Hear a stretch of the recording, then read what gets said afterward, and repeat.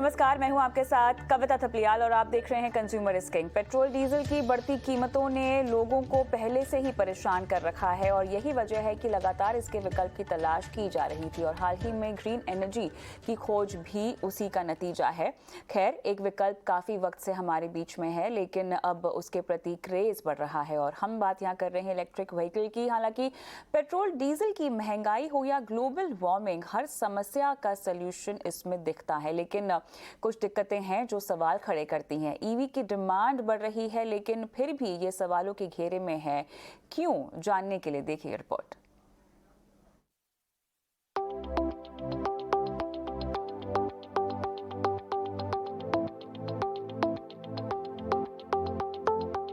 महंगे petrol, diesel और प्रदूषण से परेशान दुनिया अब इलेक्ट्रिक व्हीकल्स की ओर बढ़ रही है। लंबे वक्त से पेट्रोल और डीजल का विकल्प खोजा जा रहा था और अब आखिरकार इलेक्ट्रिक व्हीकल्स के तौर पर ये विकल्प मिल भी गया है। देश में लगातार इलेक्ट्रिक व्हीकल्स का बाजार भी बढ़ रहा है, लेकिन हाल ही में आग लगने और दूसरी खराबियों की शिकायतों के चलते इनकी सेफ्टी पर सवाल उठने लगे हैं। केंद्रीय मंत्री नितिन गडकरी ने बुधवार को राज्यसभा में बताया कि भारत में 13 लाख से ज्यादा इलेक्ट्रिक व्हीकल्स रजिस्टर हो चुके हैं। इनमें आंध्र प्रदेश, मध्य प्रदेश, तेलंगाना और लक्षद्वीप के आंकड़े शामिल नहीं हैं। ये देश में कुल रजिस्टर्ड गाड़ियों का करीब 13.24% होता है। देश में ईवीज के लिए एक मजबूत इंफ्रास्ट्रक्चर की तैयारियां भी जोर शोर से चल रही है। फेम स्कीम के फेज 2 के तहत 68 शहरों में 2877 public EV charging stations, 9 expressways और 16 हाईवेज पर 1576 ईवी चार्जिंग स्टेशनों को मंजूरी दी जा चुकी है।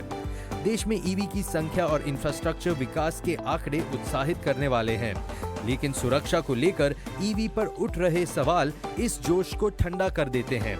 हाल ही में इलेक्ट्रिक व्हीकल्स के साथ हुए हादसे इस बात की तस्दीक करते हैं।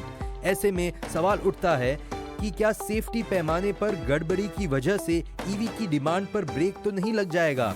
सरकार ने इन सिलसिले में एक जांच कमेटी बनाई थी। इसकी जांच से पता चला कि हादसों का शिकार हुई गाड़ियों में बेसिक सिक्योरिटी सिस्टम भी नहीं थे।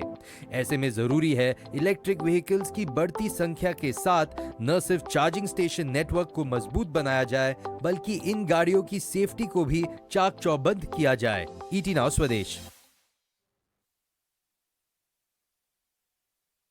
हम आज इलेक्ट्रिक व्हीकल पर ही चर्चा करेंगे और ग्लोबल वार्मिंग और पेट्रोल डीजल पर आई महंगाई को देखते हुए बेशक एक बेहतरीन बदलाव ये दिखाई दे रहा है, लेकिन कुछ सवाल यहाँ पर भी खड़े होते हैं।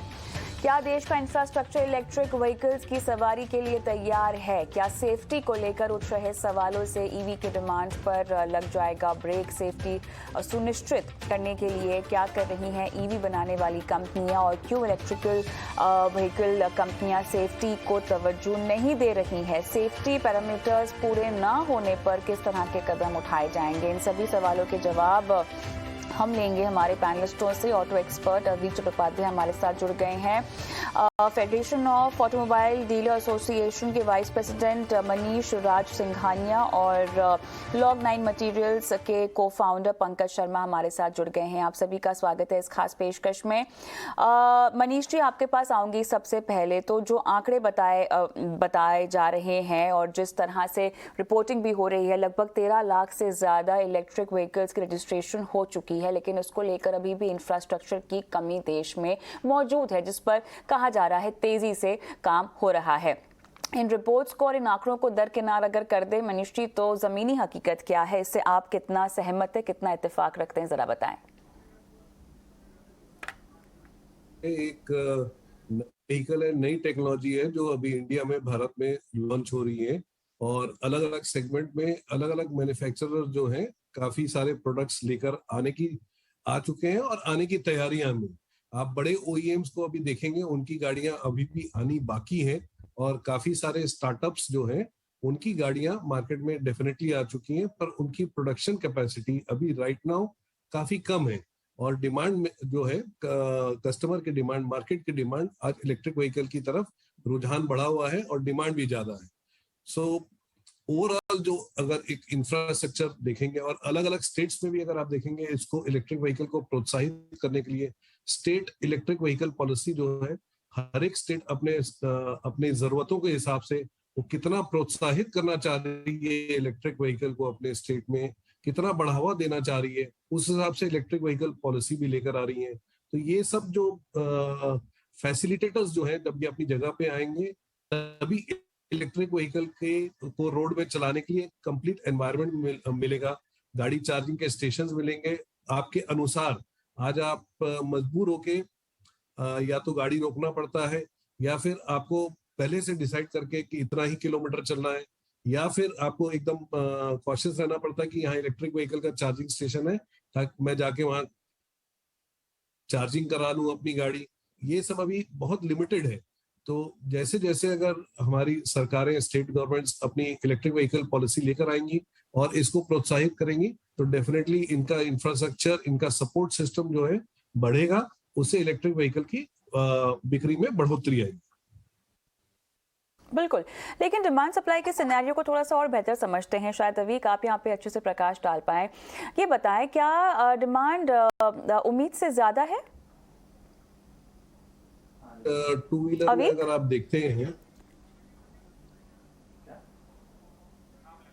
अवीक चट्टोपाध्याय, आपसे ये सवाल है, क्या आपको डिमांड यहाँ पर बढ़ती हुई दिखाई दे रही है जिस तरह की जरूरत या जिस तरह के आंकड़े बताए जा रहे हैं?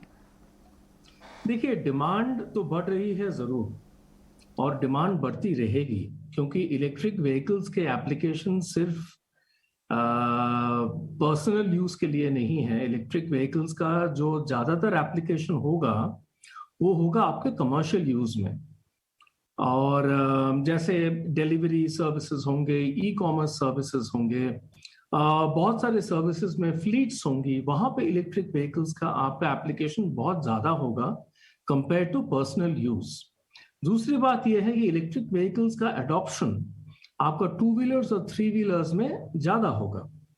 और क्योंकि हिंदुस्तान में मतलब साल में ऑलमोस्ट 15 से 16 मिलियन टू व्हीलर्स बिकते हैं, एक टाइम पे तो 20 मिलियन टू व्हीलर बिकते थे, तो इलेक्ट्रिक टू व्हीलर्स का डिमांड कभी कम नहीं होगा, वो बढ़ता रहेगा।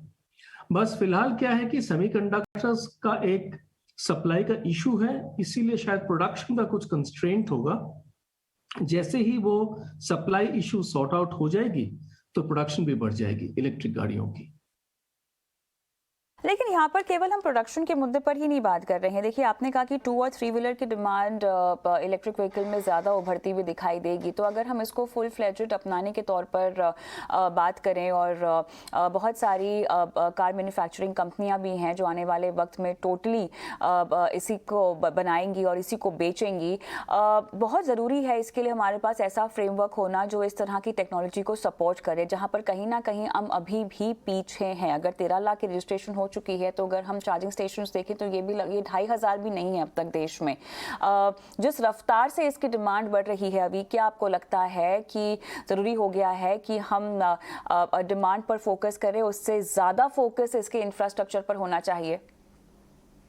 एब्सोल्युटली, मैं कंप्लीटली आपकी ये बात मानता हूं कि इंफ्रास्ट्रक्चर और पूरा जो इकोसिस्टम है इलेक्ट्रिक व्हीकल्स का, उस पर बहुत ज्यादा फोकस होना चाहिए। लेकिन हम एक ऐसा देश है जहां पे बिल्डिंगें बन जाती हैं, फिर बिल्डिंगों को चारों तरफ सड़कें बनती हैं और सीवर लाइन लगते हैं और वाटर लाइंस लगती हैं। लेकिन तो इलेक्ट्रिक व्हीकल्स का भी ऑलमोस्ट वैसा ही एक हिसाब हो रहा है। जैसे आपने सीएनजी व्हीकल्स में देखा होगा कि सीएनजी व्हीकल्स लॉन्च हो गए, लेकिन सीएनजी स्टेशंस कम पड़ गए।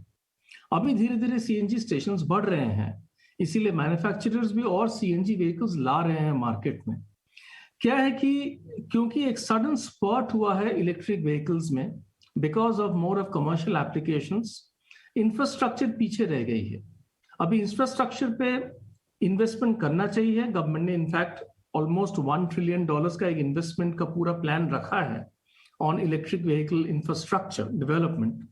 वो जितना जल्द से जल्द हो उतना इलेक्ट्रिक व्हीकल अडॉप्शन के लिए, कस्टमर के लिए बेटर होगा। पंकज, डिमांड के लिहाज से अब तक 2 और 3 व्हीलर्स की डिमांड में आपको कितनी तेजी आती हुई दिखाई दी है? अगर मैं पिछले कुछ महीनों की कंपैरिजन और तुलना करना चाहूँ तो कितना डिमांड में उछाल या इजाफा आपको दिखा है? बिल्कुल ठीक कह रहे हैं। आई थिंक जो हम देख रहे हैं इस टाइम में मार्केट में काफी पॉजिटिव सेंटिमेंट है, ऑल्दो आपने फायर इंसिडेंट्स के बारे में बात करी है, बट ओवरऑल अगर हम देखें, जैसे मेरे पैनलिस्ट बात कर रहे थे, बिजनेसेस के अंदर अमेजिंग डिमांड है 2 व्हीलर्स और 3 व्हीलर्स की। आज आप देख लीजिए ना, एक 100 रुपी प्लस पे फ्यूल ट्रेड हो रहा है, पेट्रोल या डीजल की तरफ से देखते हैं तो पर किलोमीटर कॉस्ट ऑफ डिलीवरी सबसे बड़ी चीज देखी जाती है अगर आप बिजनेस कोई रन कर रहे हैं। हिंदुस्तान में हम आज के टाइम में करीब 50 लाख डिलीवरीज पर ईयर आज हम कर रहे हैं, और ये एक्सपेक्टेड है कि ये इसकी दुगनी हो सकती है बाय 2023। सो एक कंट्री जहां पे 50 लाख से ज्यादा डिलीवरीज हैं, आप उस डिलीवरी को किस कॉस्ट पे कर रहे हैं वो डिपेंड करता है। आज के टाइम में स्विगी जब खाना घर पे लेके आ रहे हैं, जोमेटोज या कोई भी डिलीवर कर रहा है, बिजनेस के लिए बहुत जरूरी है कि वो पर किलोमीटर कॉस्ट किस पे डिलीवर कर रहे हैं। और बिकॉज काफी ज्यादा प्रेशर है with the rising petrol prices की वजह से, सो इलेक्ट्रिक व्हीकल एक बहुत ही बढ़िया ऑल्टरनेट आता है इसके अंदर। बिकॉज आप जहाँ पे 7, 8, 9 रुपए पर किलोमीटर पे आप डिलीवरी कर रहे हैं, आज आप इलेक्ट्रिक व्हीकल लगा देते हैं उसी चीज के लिए, आप 1-1.25 रुपए में पूरा पर किलोमीटर पर डिलीवरी कर रहे हैं। दूसरा, आप देखेंगे हर कंपनी आज के टाइम में सस्टेनेबिलिटी की तरफ बात कर रही है। हर कंपनी चाहती है कि उनका कार्बन फुटप्रिंट कम रहे, और एक इलेक्ट्रिक व्हीकल हर बारी जब डिलीवर करता है करीब 40 से 50% लोअर कार्बन फुटप्रिंट पे डिलीवर करता है।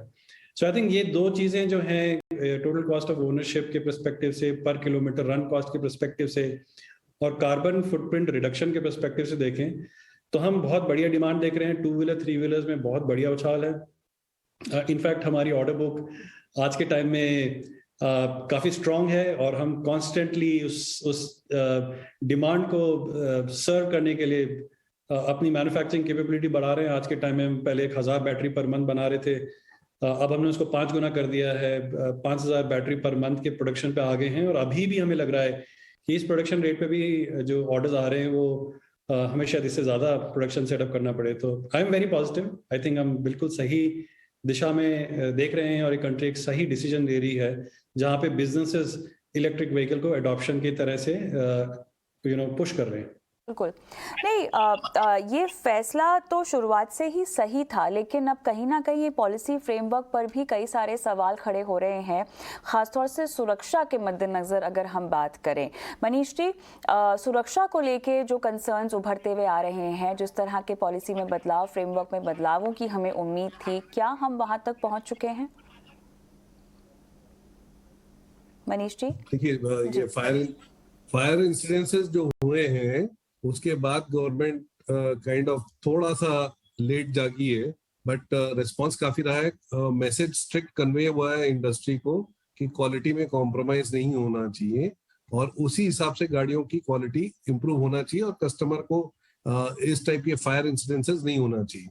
मेरे ख्याल से जो एक शॉर्टेज का दौर चला था, तो हो सकता है कि मैन्युफैक्चरर्स कुछ क्वालिटी में कहीं ना कहीं थोड़ा बहुत कॉम्प्रोमाइज किए होंगे को, तो पर अपने को कंज्यूमर की सेफ्टी में कोई भी लेवल का कॉम्प्रोमाइज नहीं होना चाहिए। Government should be very very strict in ensuring the total safety of consumer.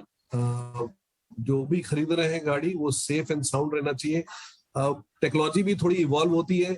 अब हम जब शुरू में मान लीजिए पेट्रोल या डीजल के स्टेशन आते थे, तो काफी लोग एप्रीहेंसिव रहते थे कि फायर इंसिडेंस हो जाएगा, या घर में जब नया नया एलपीजी का गैस आया था तब लोग एप्रीहेंसिव रहते थे। थोड़ा सा रहता है, टेक्नोलॉजी अडॉप्ट करती है और इवॉल्व करती है, स्टेबलाइज होती है, क्वालिटी इंप्रूव होती है टेक्नोलॉजी की। बट आज के जमाने में भी रिसर्च और डेवलपमेंट में कंपनीज को एडिक्वेट मनी पे इन्वेस्ट करना चाहिए, सो दैट वो जो है प्रोडक्ट जो लॉन्च करें वो एक क्वालिटी प्रोडक्ट रहे, ट्रबल फ्री प्रोडक्ट रहे, और एक सेफ प्रोडक्ट है। बातें बोलने में जितनी आसान लगती है, मेरे ख्याल से अमल होते होते बहुत सारी चीज़ें यहाँ पर तालमेल के परे चले जाती हैं।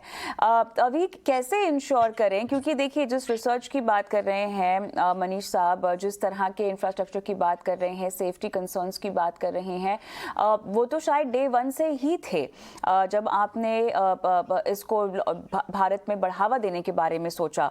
तमाम तरह की सरकारी और निजी कंपनियां भी इस पर काम कर रही नहीं है, लेकिन जिस तरह के कंसर्न्स हाल ही में उभरते हुए आए हैं, बहुत ज़रूरी है इसको लेकर कोई ठोस कदम उठाया जाए और एक साफ, सीधी और स्पष्ट भाषा में आपको फ्रेमवर्क और गाइडलाइंस दी जाए। वो गाइडलाइंस क्या होनी चाहिए आपके मुताबिक? एक्शनेबल पॉइंट्स अगर मैं आपसे पूछना चाहूँ तो वो क्या होने चाहिए? कहा एकदम सही कहा कि ये मतलब प्रोडक्शन इस स्केल पे शुरू होने से पहले ही गाइडलाइंस, स्टैंडर्ड्स, रेगुलेशंस आने चाहिए थे, क्योंकि ये तो है नहीं कि एकदम नया प्रोडक्ट है, और ये भी है नहीं कि हिंदुस्तान एक इलेक्ट्रिक व्हीकल वर्ल्ड में पहली बार बना रहा है। वर्ल्ड के काफी सारे देशों में इलेक्ट्रिक व्हीकल्स बनाए गए हैं, ये इश्यूज आए हैं बैटरी के बारे में, सेफ्टी के बारे में, फायर्स के बारे में, थर्मल रनअवे जो कहते हैं उसके बारे में। तो हमारे सरकार को भी ये स्टेप्स पहले लेने चाहिए थे, लेकिन लिए नहीं है। Unfortunately we have lost some lives.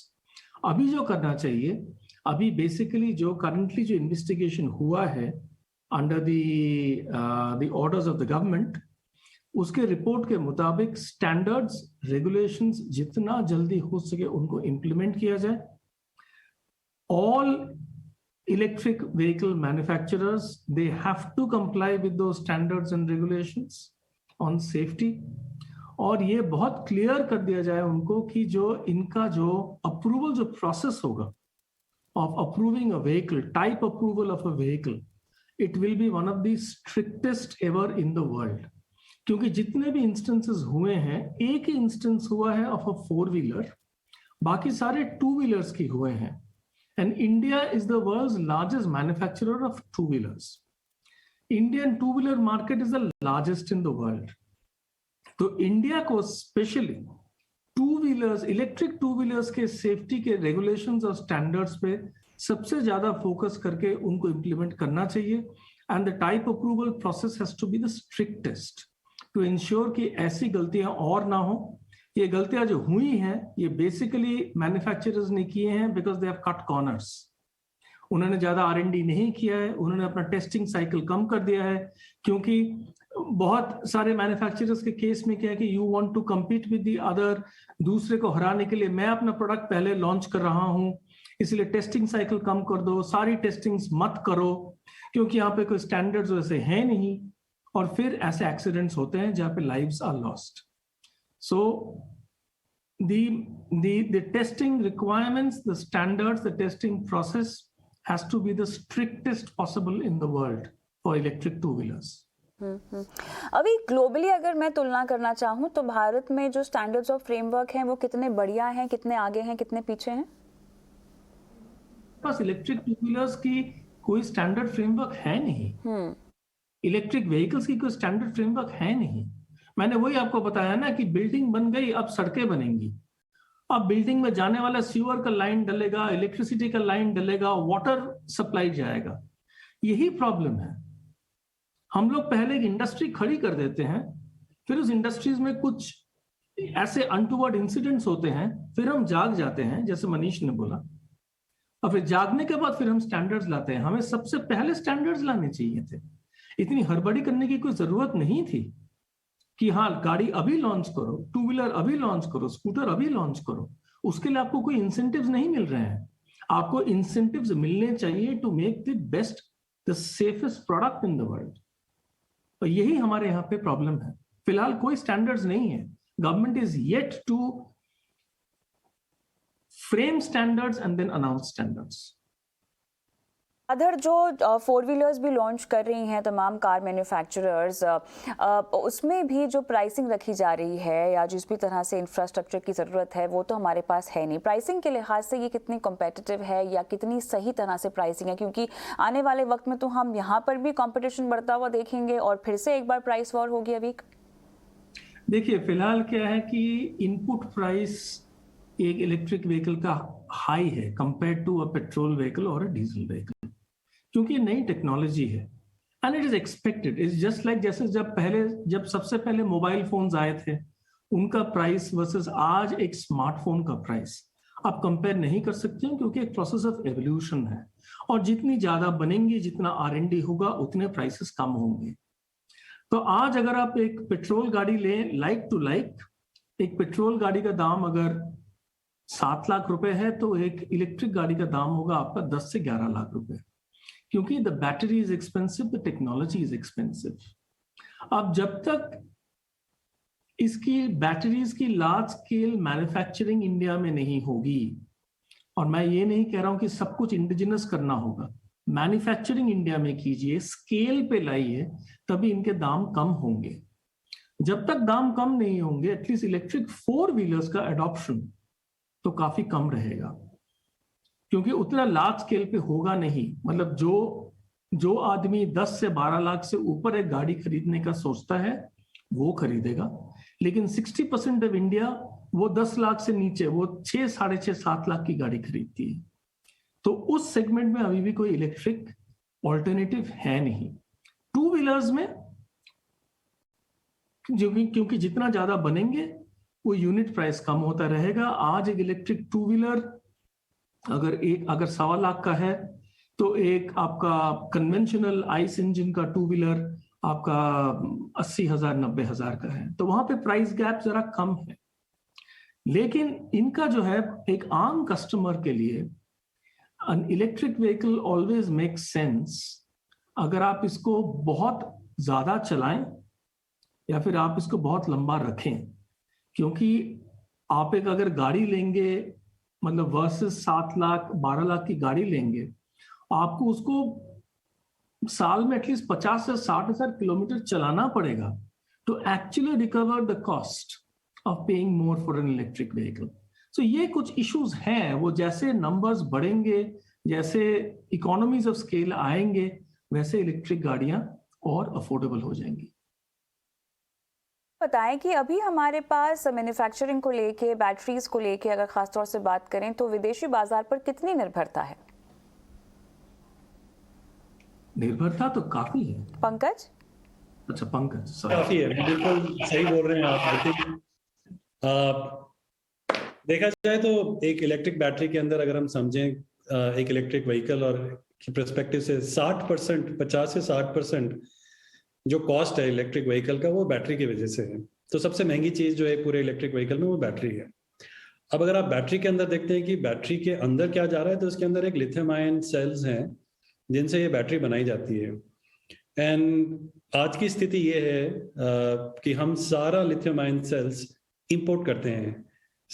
करीब करीब मेजॉरिटी हमारा जो सेल्स आते हैं सारे चाइना से आ रहे हैं आज के टाइम में। तो हमारी डिपेंडेंसी बहुत ज्यादा है इस टाइम चाइना पे, क्योंकि सारे लिथियम आयन सेल्स वहां बन रहे हैं। हम केवल उन सेल्स को यहाँ पे लाके एक बैटरी पैक में असेंबल करते हैं और फिर उसको कमर्शलाइज कर रहे हैं। इस निर्भरता को कम करने के लिए गवर्नमेंट ऑफ इंडिया ने एक PLI स्कीम लॉन्च करी है, जो प्रोडक्शन लिंक्ड इंसेंटिव है, जिसके अंदर ये इनकरेज किया जा रहा है कि भाई इंडिया में आप खुद प्रोडक्शन कीजिए। ये लिथियम आयन सेल्स आप बाहर से इंपोर्ट की बजाय इंडिया में बनाइए, और इकोनॉमी ऑफ स्केल्स की वजह से आप उस प्राइस को फिर नीचे ला पाएंगे। इस टाइम में एक पर्टिकुलर इंपोर्ट ड्यूटी है। आज अगर आप कोई सेल इंपोर्ट करते हैं बाहर से, तो आप करीब करीब 5% इंपोर्ट ड्यूटी पे करते हैं उसके ऊपर, अगर वो इलेक्ट्रिक व्हीकल के लिए लेके आ रहे हैं।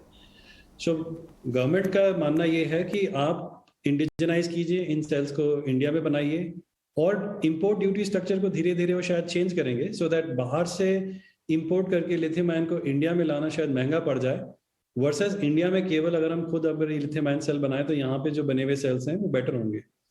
दूसरी बहुत महत्वपूर्ण चीज ये है कि ये जो लिथियम आयन सेल्स बने हैं जो चाइना में बन रहे हैं, ये एक रिस्पॉन्स में बने थे। जब टेस्ला जैसी गाड़ियां US एंड यूरोप में बन रही थी, तो ये लिथियम आयन सेल्स उन कंट्रीज, उन टेम्परेचर कंडीशंस के लिए डिजाइंड है। वहां पे जो सेल्स बन रहे थे उस टाइम में जो इनोवेट हुए हैं, वो बने थे कि आप उनसे ज्यादा से ज्यादा रेंज निकाल सकते हैं। 100 किलोमीटर, 200 किलोमीटर, 300 किलोमीटर, 400 किलोमीटर, ये हमेशा एक रेंज का गेम था। सो अगर आप देखें US यूरोप में हमेशा बात रहती थी कि ये इस इलेक्ट्रिक व्हीकल की रेंज कितनी है, लेकिन इंडिया में जो डिमांड है वो दूसरी है। इंडिया में हम रेंज नहीं मांगते हैं, इंडिया में हम छोटा चार्जिंग टाइम मान रहे हैं। आप देख लीजिए आज के टाइम में हम लोग सब अपार्टमेंट्स में, फ्लैट्स में रहते हैं, बिल्डिंग में रहते हैं, और हमारी गाड़ियां रोड पे पार्क होती हैं करीब घर से 500 मीटर दूर। यहाँ पे लोगों के पास में गैराजेस नहीं है जहाँ पे आप गाड़ी को रात को 6-6 घंटे लगा के चार्ज कर लें। तो इंडिया मांग रहा है छोटा बैटरी पैक। इंडिया मांग रहा है वो बैटरी पैक जो कि 5 घंटे के बजाय मे बी 30 मिनट 40 मिनट में चार्ज हो जाए, जिसको आप ऑफिस में या कहीं पे अगर आप कहीं पे पब्लिक चार्जिंग पे लेके जाएं तो वहां चार्ज कर लें। सो आई थिंक हमारा यूज केस अलग है और इसीलिए हमारे को अपने लिथियम आयन सेल बनाने पड़ेंगे जो कि इन यूजर कंडीशंस के लिए बन रहे हैं। इंटरेस्टिंग। पंकज जी, मनीष जी, आप पंकज जी की बात पे कितना इत्तेफाक रखते हैं?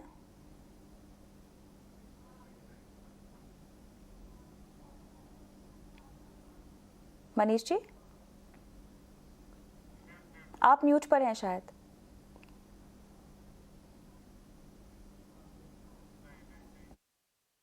आपकी आवाज नहीं है मनीष जी, आप म्यूट पर हैं शायद।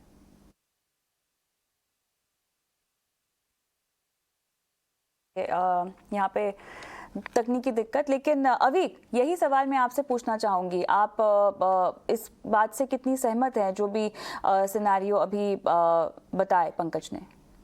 पंकज ने जो बोला एकदम सही बताया है कि इंडिया के अपने रिक्वायरमेंट्स हैं।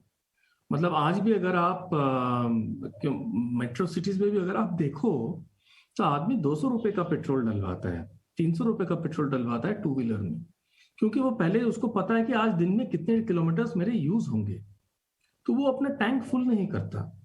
सिमिलरली जो जैसे पंकज ने बोला, उसको चाहिए कि अच्छा आज मुझे 20 किलोमीटर ऑपरेट करना है या 40 किलोमीटर ऑपरेट करना है, उतना ही मुझे रेंज है तो उतना ही मुझे चाहिए चार्जिंग। तो इसके लिए अगर मेरी बैटरी छोटी हो और मेरी चार्जिंग इंफ्रास्ट्रक्चर ऐसी हो कि मुझे फास्ट चार्जिंग अलाउड हो, तो आई वुड प्रेफर दैट। लेकिन क्या है कि फास्ट चार्जिंग में एक और प्रॉब्लम ये होता है कि फास्ट चार्जिंग में बैटरी की लाइफ भी घटती रहती है ज्यादा। तो ये एक बहुत ही इंटरेस्टिंग सा सिचुएशन है, लेकिन आई कंप्लीटली एग्री, इंडिया को इलेक्ट्रिक मोबिलिटी में इंडिया की अपनी सोल्यूशन चाहिए और वो इम्पोर्टेंट है। और अभी लिथियम आयन बैटरी में, हाँ लिथियम तो एक कंपोनेंट है, प्लस उसके साथ बाकी जो भी है, आपका निकल है, आपका मैंगनीज है, जो भी है जो कंपोनेंट्स हैं, उसमें कुछ कुछ तो हमारे देश में मिलता है, बिल्कुल, लेकिन क्योंकि कुछ क्रूशियल कंपोनेंट्स हमारे यहाँ पे नहीं मिलते हैं, इसीलिए हमें अपना R&D करना चाहिए, अपनी सॉल्यूशंस निकालनी चाहिए, अपनी केमिस्ट्री निकालनी चाहिए, जिससे इंडियंस को बेनिफिट मिले।